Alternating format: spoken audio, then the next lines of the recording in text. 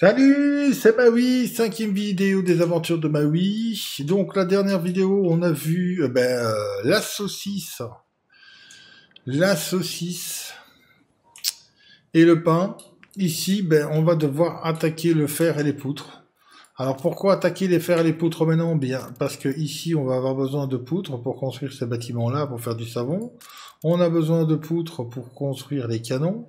On va avoir besoin de poutres pour construire les écoles. Chose qu'on a besoin, forcément, école et poutres, on a besoin de tout ça. On va pouvoir aussi construire l'église, d'accord? L'église n'a pas besoin de poutres, elle a besoin de 25 de briques, mais on va mettre l'église juste après. Donc maintenant, on va venir ici, et on va commencer à regarder comment on va faire ça. Alors, pourquoi on a fait un tel stock de main-d'œuvre? Eh bien, vous allez vite comprendre que c'est un peu là que pas mal de monde vont commencer à avoir des problèmes. Donc on va se mettre en mode architecte. N'oubliez pas, mode architecte pour vous présenter avant, ça sert à rien de tout mettre définitivement. Alors ici on va mettre 3 charbonnières. Alors pourquoi 3 charbonnières? Parce que les charbonnières déjà mettent 30 secondes pour sortir un élément, d'accord? Et ici c'est 30 secondes, donc 1 pour 1. Bien. Une mine de fer, c'est 15 secondes. Et là, c'est 30 secondes, donc c'est 1 pour 2. Donc on sait qu'on va avoir besoin de 2 fourneaux minimum pour une mine de fer. Ici, on a 4 mines de fer. Donc vous voyez un peu le nombre de fer qu'on a. Ça peut être assez violent d'entrée de jeu. Donc là, on va se contenter d'en mettre 4, d'accord? Pour faire d'abord assez simple, pour que tout le monde puisse suivre. Donc on va faire comme ça, voilà. Ici, et là, on va venir se mettre là. Là, on va aller jusqu'au bout, par exemple, et on va mettre ceci, pour que tout le monde puisse profiter justement de la portée. N'ayez pas peur de cliquer pour voir la portée du bâtiment. On voit qu'il va juste toucher, mais n'oubliez pas qu'on peut faire des routes de briques pour allonger la portée des bâtiments, d'accord? Donc vous regardez bien la portée des bâtiments en cliquant dessus, c'est en surbrillance, ok? Donc là, on voit qu'ils y sont tous. Et ici, on a une mine de fer. Donc, on va déjà lancer la première mine de fer ici. Et on va ici lancer une deuxième mine de fer qu'on va relier par ici. Voilà. Et on va y remettre un entrepôt. Ok, donc on regarde bien les ressources, on les gère encore. Deuxième mine de fer construite. Donc maintenant, nos 2 mines de fer sont construites. On va devoir construire les charbonnières. Ok, donc on va mettre les charbonnières en marche. Voilà. On avait vu ici qu'on était un peu juste. Donc comme on est un peu juste, on va étendre la portée ici avec la route de pierre. Et maintenant, on va voir qu'on peut aller directement dedans. Donc c'est bon. On va faire la même chose pour le reste. Alors, en plus d'augmenter la portée, ça permet aussi aux transporteurs d'aller plus vite sur ces routes. D'accord? Donc ça a double fonction. C'est pour aller beaucoup plus vite.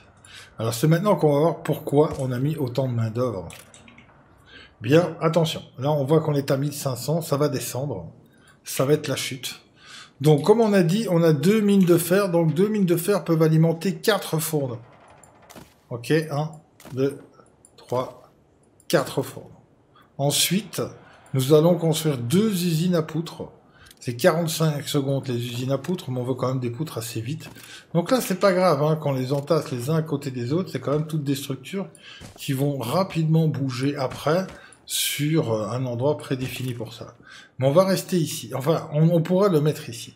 Maintenant, si on veut être cohérent dans ce qu'on va faire, on devrait les mettre ici. Pourquoi? Parce que c'est ici qu'on va acheminer le plus près possible du pétrole, qui aura le premier côté d'électricité. Mais pour que vous compreniez bien que c'est pas compliqué de déplacer les usines ou quoi que ce soit après, surtout qu'on est en facile, donc on peut tout bouger, on n'a rien besoin de casser. On peut le faire comme ça aussi. Donc maintenant, on a mis nos 4, là on en a 4, ok, 4, et là 2. Donc on va encore avoir après, on va avoir beaucoup trop par rapport à nos besoins. Il faut savoir que ensuite on va pouvoir construire des canons et on va construire d'autres usines. Mais on va rester là uniquement comme ça. Pour l'instant, on va faire ça. Voilà. On a tout construit. Vous voyez, on n'a plus que 300 de main d'œuvre. Hein. D'accord? Et on a perdu près de la moitié, donc 700 ici de l'autre côté. Mais ça tient le coup, d'accord? On n'est pas en déficit, on ne voit pas les alertes dire attention, c'est foutu. Voilà, n'ayez pas peur de mettre des pompiers, des entrepôts. Voilà. Voilà, là ça va tourner, c'est parti.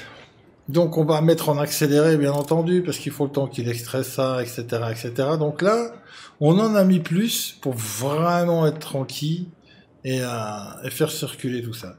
Maintenant, on doit juste attendre que les poutres ici montent. Alors pendant que les poutres montent, on va quand même juste faire un contrôle pour voir s'il manque rien. Et là, on voit que dans le bonheur, ils auraient éventuellement besoin d'une église. On voit qu'on a assez de briques.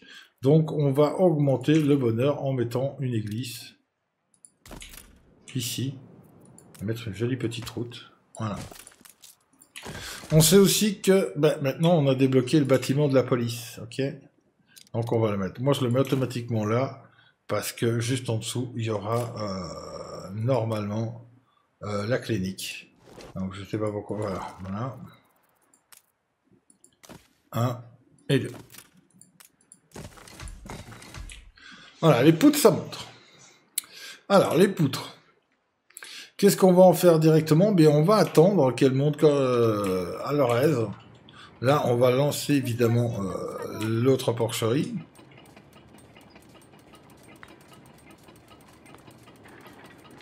Pour faire rentrer plus de porcs, parce qu'on va en avoir vraiment besoin ici. D'accord? Là, normalement, on va tout simplement essayer de supprimer les parties rouges pour mettre des parties vertes. Pour éviter qu'il y ait une chute de bonheur. Moins 10 de bonheur peut créer des révoltes, et les révoltes peuvent créer des incendies. Donc on va s'arranger à enlever ça, puisqu'on a assez ici de points d'influence pour le faire. Voilà. Donc les poutres continuent à monter, comme vous voyez ça monte assez vite, hein. Début de partie, si vous arrivez à en lancer 2 d'entrée, ça va très vite, surtout si vous mettez assez d'entrepôts pour fluidifier tout ce qu'on vient de mettre ici. Ça va très vite, vous le voyez, hein. Donc maintenant, on va commencer déjà à lancer ce qu'on appelle la partie pour le savon, ok. Et voilà, le savon va arriver dans l'équipe. On va lancer la dernière partie des boucheries. Alors, vous voyez, on n'est plus qu'à 254. On n'est plus qu'à 124, mais tout tourne, d'accord? Donc, il n'y a franchement pas de problème avec ça. Tout tourne. Voilà. Maintenant, on va juste attendre que le savon arrive à son aise. Le savon va faire remonter ici la barre. Et surtout faire plaire. Voilà. On va attendre que là, la barre remonte. Voilà. Donc, on laisse tourner ça. On se retrouve juste après. Voilà. Là, le savon est pratiquement arrivé. Vous avez vu qu'on a déjà récupéré une grande partie de l'argent qu'on a investi dans toute l'industrie qu'il y a là. Faut savoir que celle-là, c'est la plus coûteuse dans ce début de game. C'est ce qui va se trouver dans toute la métallurgie. C'est ce qui va être la plus coûteuse et aussi la plus coûteuse en termes de main-d'œuvre. Maintenant, on voit qu'ici, pour finir et satisfaire tous les besoins, il faut construire une école. Il nous faut combien? Il nous faut 20 poutres. Eh bien, allons-y gaiement. Mettons 20 poutres. Et on va venir mettre l'école juste ici pour satisfaire les besoins de ces gens. Toutefois, on en préconstruit une là. On ne va pas la construire tout de suite. On va construire la première en bas. C'est ici que j'aimerais bien mettre mes premiers artisans. Voilà. Alors ça, c'est fait. Maintenant, on sait qu'il va y avoir... On va développer des artisans. Ce qui veut dire... Je vais expliquer ça après, comme ça vous allez comprendre en même temps. Donc on va déjà prévoir ce qui va se produire maintenant, c'est-à-dire... On va amener la suite ici. On va déjà construire tout ça. On va éviter d'avoir des surprises. Voilà. Donc maintenant l'école va faire son travail. Et voilà. Là on vient de débloquer les artisans. Du coup, faut pas oublier que les artisans, il faut des poutres aussi. Encore une des raisons pour lesquelles il faut des poutres. Donc on va attendre que les poutres montent. Vous voyez que l'argent se restabilise. Bon, on a récupéré à peine la moitié de ce qu'on a investi dans les poutres, mais on va les récupérer en une fois dès qu'on va transformer toute cette partie-là. Alors pourquoi on va transformer tout ça? En transformant tout ça, pardon, on va se rendre compte que certains besoins vont disparaître et d'autres vont apparaître. Les 3 besoins qui vont disparaître seront ceux-ci: poissons, vêtements et marché. Et ici, il va perdre eau de vie et le pub. Et il va avoir d'autres besoins à sa place. Donc là, on a toujours des poutres. Voilà, attention. Ça y est. Les artisans sont là.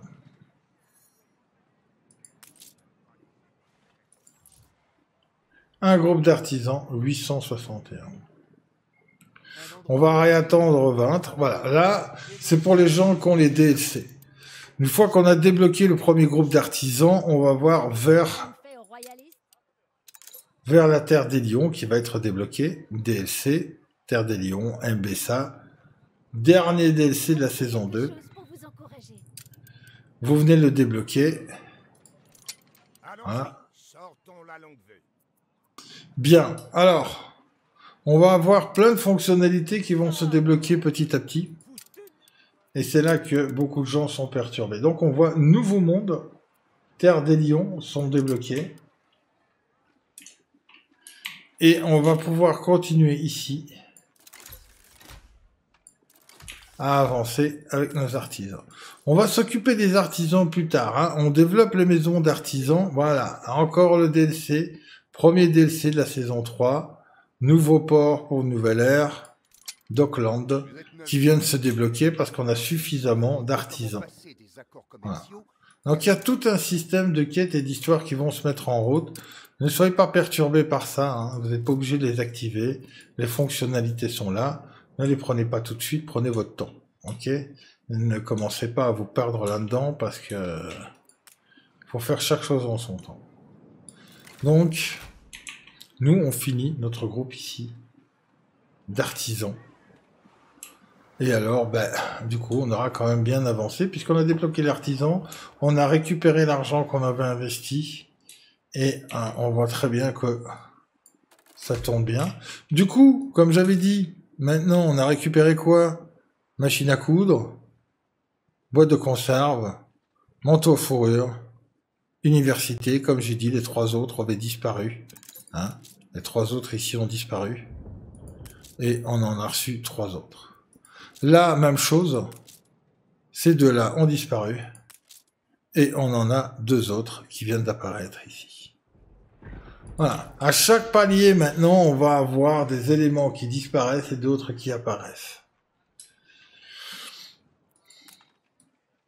Donc, ça va nous permettre, à partir de là, de faire une tournante. C'est-à-dire que vous avez de changer 3 grands blocs comme ça.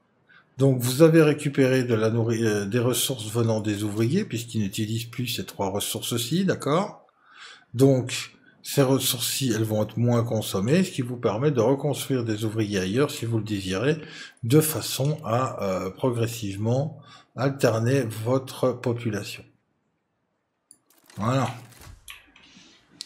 Donc là, maintenant, les choses vont tourner toutes seules. Et je ne vous conseille pas d'attaquer tout de suite les 4 ressources ici, parce qu'il y a encore tout un tas de choses à faire intéressantes avec les ouvriers. Mais néanmoins, les artisans sont débloqués. Alors vous allez me dire, ouais, mais si tu veux encore faire prendre et utiliser les choses qui sont ici, pourquoi tu débloques les artisans? Eh bien, on va voir ça ensemble.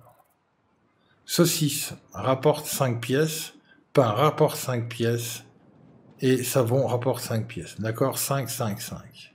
Maintenant, on regarde ici. Saucisse rapporte 15 pièces, pain rapporte 15 pièces, savon rapporte 15 pièces.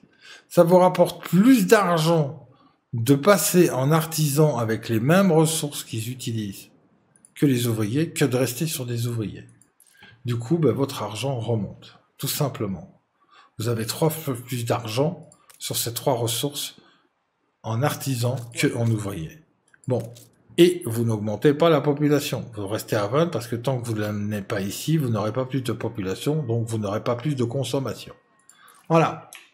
Une des raisons pour lesquelles on passe artisan, c'est pour rapidement récupérer l'argent parce que les montants sont plus importants, donc vos gains le sont aussi.